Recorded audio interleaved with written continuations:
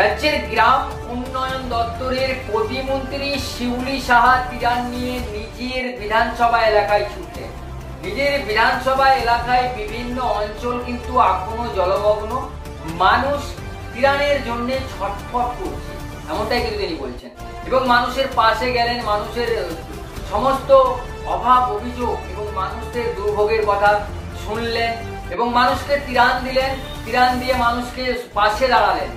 এই মুহূর্তে সরাসরি সেই চিত্র খবর ট্রেনের ক্যামেরা পার্সন আপনাদেরকে ক্যামেরা বন্দি করে রাজ্যের বিরোধী দলনেতা শুভেন্দু অধিকারীকে নিজের অফিসে বসেই কটাক্ষ করলেন। শুভেন্দু অধিকারী বলেছিলেন 2026-এ ঘাটাল আর বন্যা হতে দেব না, এমনটা কিন্তু বলেছেন। আর সেই পরিপ্রেক্ষিতে কিন্তু রাজ্যের বিরোধী দলনেতাকে শুভেন্দু অধিকারীকে কটাক্ষ করলেন। এই মুহূর্তে সংবাদ মাধ্যমের মুখোমুখি মন্ত্রী শিউলি সাহা কি কটাক্ষ করলেন তা একবার দেখুন।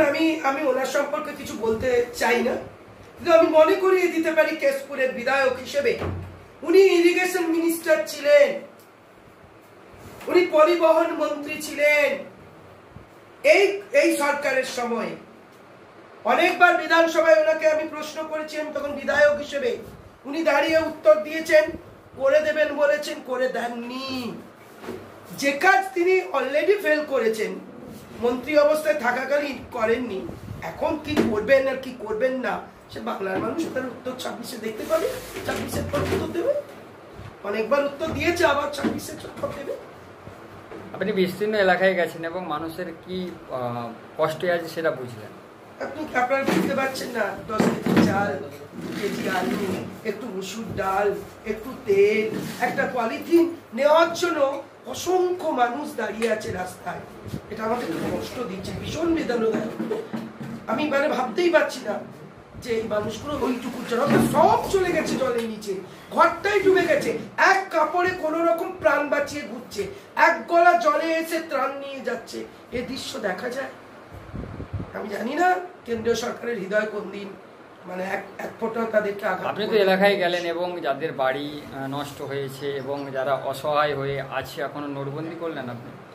আমি এই মুহূর্তে সার্ভে হয়নি, মুখ্যমন্ত্রী বলেছেন যে এই সিচুয়েশনটা পেরিয়ে যাওয়ার পর পঞ্চায়েত দপ্তরের সার্ভে করবে, কোন কোন বাড়ি ভেঙে পড়েছে, কি অবস্থায় আছে।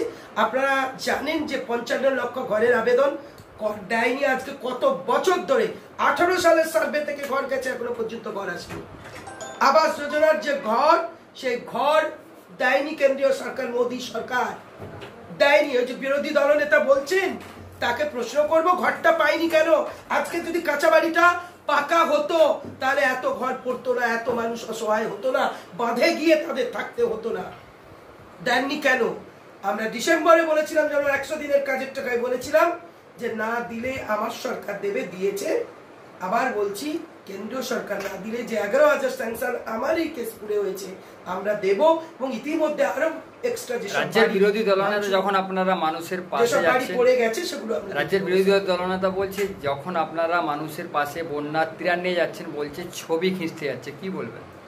সে তো তিনি বলছেন, তাহলে তিনিও কি খিচমেরি ছবি আমাদের বিরোধী দলনেতা বলছেন, তিনিও তো করতে এসছেন, তিনিও তো তাই করতে এসছেন।